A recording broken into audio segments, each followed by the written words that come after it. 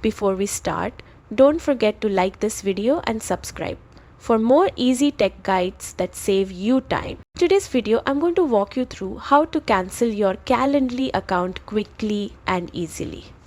Whether you no longer need it or just want a fresh start, these steps will make the process effortless. First, open your browser and head over to the official Calendly website. On the top right, click the login button and sign in.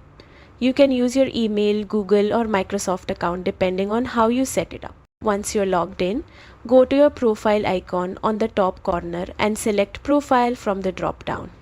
This will take you to your account settings. Now scroll all the way to the bottom of this page. Here you'll see the option to delete account. It's placed separately so you don't click it by mistake. Click on it and Calendly will ask you to confirm. If you are part of a team or organization, you may need to transfer ownership of any events first. If not, you can move forward to the final step. You will then be asked to select a reason for cancelling, and once you confirm, your account will be deleted permanently. And that's it. Your Calendly account is now closed. Make sure to back up any important data before deleting. If this guide helped you, don't forget to hit like and subscribe for more quick tutorials. Thanks for watching.